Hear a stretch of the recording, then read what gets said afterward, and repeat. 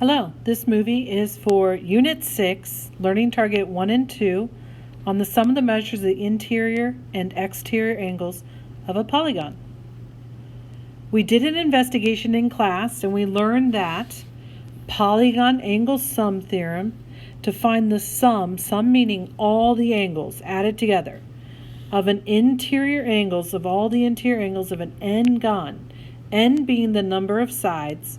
You find that by doing n minus 2 times 180, because we recognize that the number of triangles created in any polygon are 2 less than the number of sides.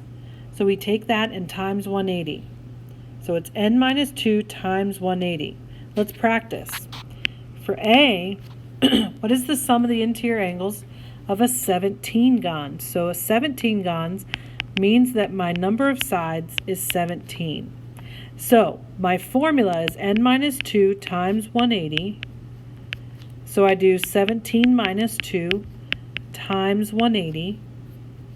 And so I get 15 times 180, which is 2,700. So the sum of the interior angles of a 17-sided figure is 2,700 degrees. Let's look at B.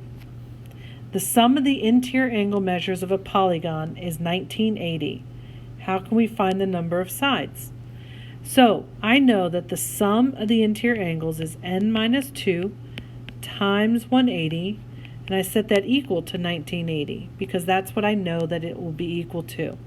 To solve this, I'm going to divide by 180, and then I'm going to get that n minus 2 equals 11. Then I'm going to add 2, and I get n is 13. So I get 13-sided figure.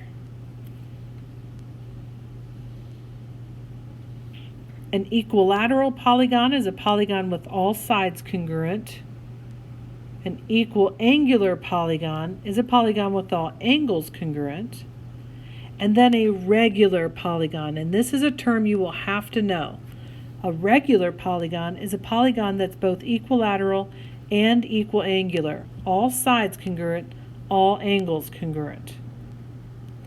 So, if we have a regular polygon and we know that the sum of the interior angles is n minus 2 times 180, to get one angle, just one angle, we would take this and divide by the number of sides. That would give us just one interior angle of a regular polygon. So that's where we get this corollary. And it's not something you need to memorize, because if you just memorize n minus 2 times 180, then you're going to be all set to use logic and know to divide by the number of angles you have. What is the measure of angle G in this quadrilateral? So we've got 4 angles. I have a 4-sided figure, so n is equal to 4.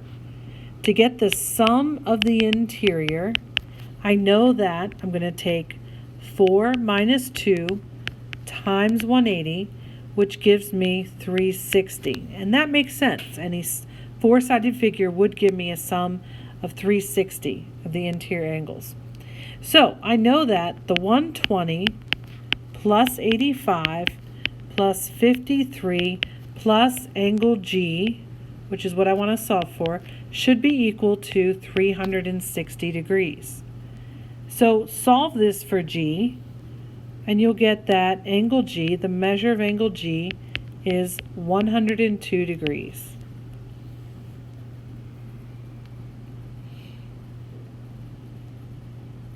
Now, if you continue on drawing the side of a polygon, just like we learned with the triangle exterior angle theorem, this is called an exterior angle.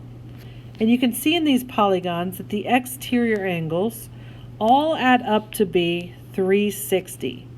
And when we did our investigation, we saw that any polygon, and that's what this theorem is going to say, any polygon's exterior angle sum will be 360.